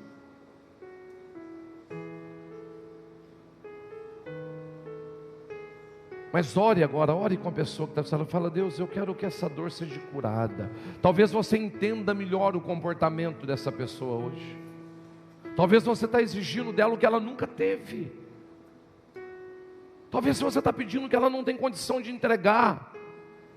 O que eu quero nessa noite é que você compreenda melhor o outro e você entenda: puxa vida, de onde essa pessoa vai tirar essa informação se ela nunca teve? Ore, ore.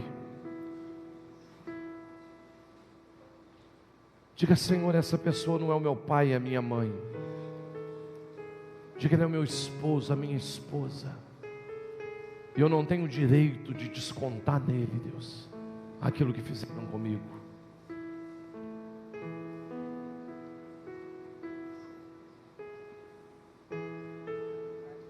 Diga: Senhor, que toda essa dor e essa decepção não determine mais como que a gente vai viver na nossa casa. Diga: Senhor, eu quero ser o braço que não abraçou. Eu quero ser o beijo que não foi dado. Eu quero ser a palavra de carinho, de ânimo, de incentivo que nunca foi ouvida. Diga: Senhor, me dê a graça para poder compreender, e ao invés de uma palavra rude, eu possa dar o meu amor e o meu cuidado. Diga.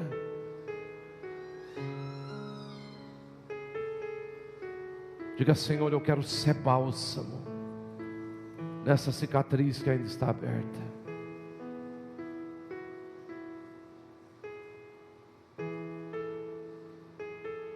Senhor, começa a reescrever uma nova história aqui nessa noite, Pai. Começa a mudar a história.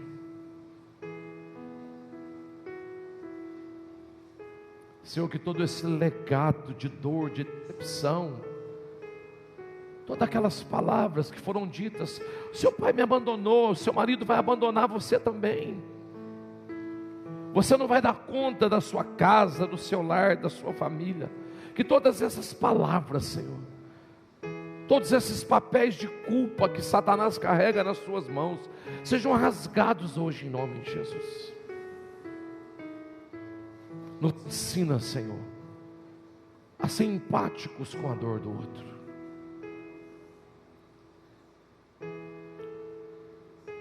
Queridos, nós somos uma família aqui nessa noite. E talvez o seu casamento está enfrentando dificuldades, uma crise. Talvez você não está dando conta sozinho. Talvez você está vendo que as coisas estão escorregando nas suas mãos, e você é o homem da casa. Eu queria agora te convidar a pegar a sua esposa pela mão e vir aqui à frente, que nós queremos orar com você nessa noite. Talvez você está enfrentando uma dificuldade grande. Talvez com você está tudo bem, glória a Deus. Mas talvez tem pessoas que estão enfrentando dificuldades maiores e que precisam de uma ajuda. Vem aqui à frente.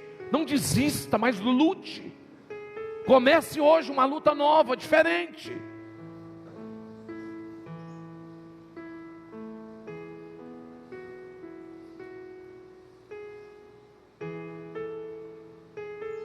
Pode vir, vem mais para frente aqui.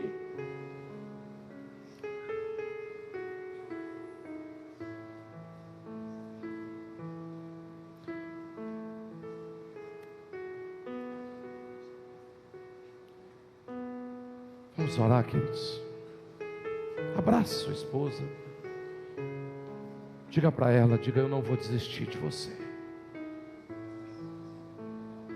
Diga: eu não vou desistir.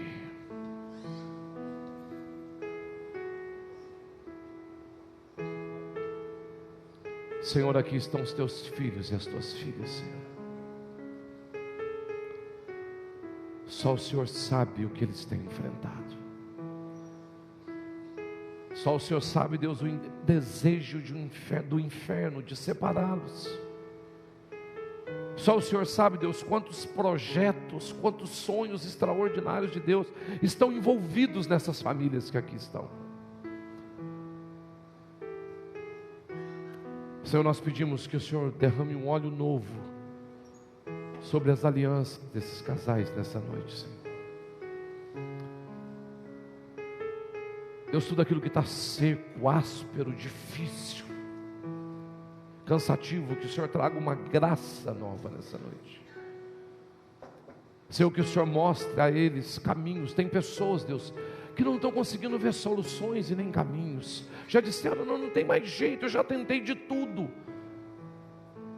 Talvez já até tentaram de tudo, mas hoje eles tomaram a decisão certa de vir naquele que pode realmente mudar, que é o Senhor, Deus.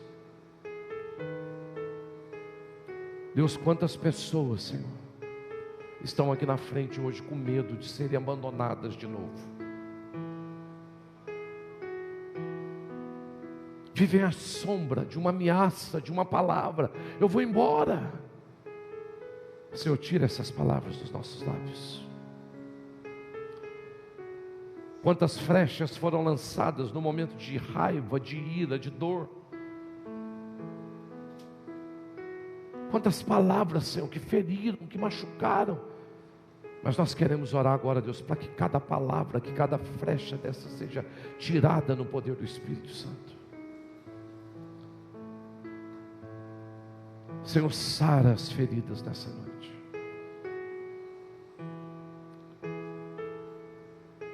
Traz um entendimento novo sobre as decepções.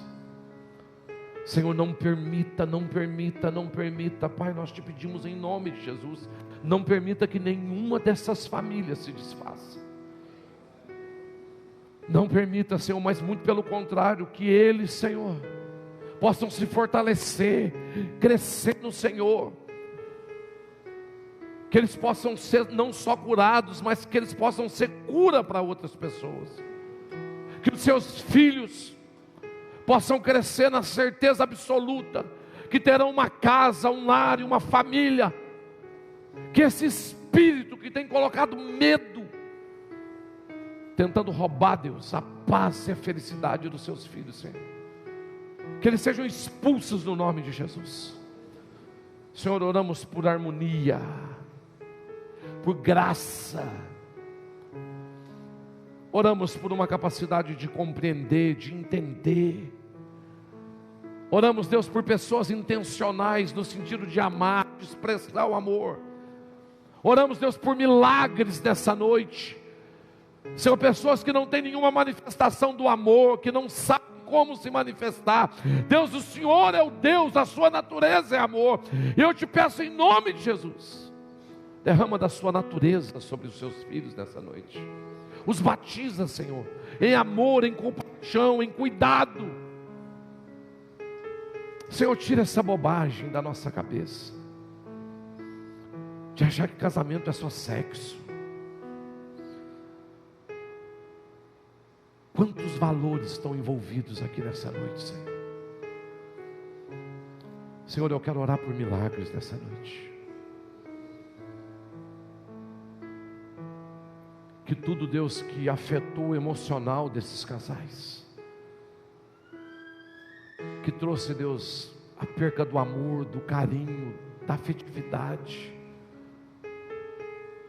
Deus, que desregulou hormônios, roubando o libido, o desejo, a vontade de estar junto. Pai, eu oro por milagres, tudo que tem trazido depressão, síndrome do pânico, medo. Pai, em nome de Jesus, esterilidade, nós te damos uma ordem, sai em nome de Jesus, em nome de Jesus. culpa, acusação. Senhor, que nessa noite, Deus, ressurja a paixão, o amor, a afeição, o carinho, o cuidado, a compreensão, a fidelidade, a cumplicidade, a capacidade, Deus, de ser fiel, de confiar e inspirar confiança,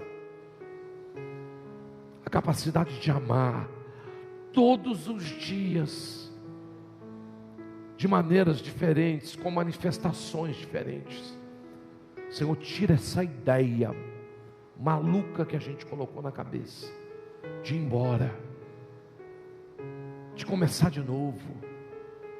Essa mentira de Satanás, não, eu mereço ser feliz, e merece mesmo, e a felicidade daqui, Senhor, e andar com Deus e cumprir os seus mandamentos, e se reinventar. Senhor, que esses casais se reinventem, que o fogo de Deus venha sobre eles, Deus, e que eles vivam um verdadeiro avivamento na casa e na família deles, em nome de Jesus, amém e amém, aleluia. Deus te abençoe em nome de Jesus, meu querido. E minha querida também, pode voltar para o seu lugar. Meus irmãos, Deus abençoe, que Deus possa ter ministrado o seu coração e levar você também com seu coração sendo tocado e ainda complementado pela palavra dele. Amanhã nós nos encontramos em 2 horários. O seminário de casais restrito a casal, ele agora termina hoje. Amanhã nós temos aberto a toda a igreja. Então nós continuaremos com o pastor Zé Maurício amanhã às 9h30 e 19h30. São 2 horários, eu gostaria de ver você aqui, tá bom? São 2 mensagens diferentes, geralmente a gente faz o mesmo culto por causa do espaço, mas amanhã serão 2 mensagens diferentes, 2 ministrações, eu convido para você. Se quiser vir pela manhã e à noite, você é o nosso convidado, tá bom? Deus abençoe, tenha uma boa semana e, se possível, a gente se vê amanhã aqui às 9h30 e 19h30, 2 horários para a gente celebrar o nome do Senhor. Vamos com Deus.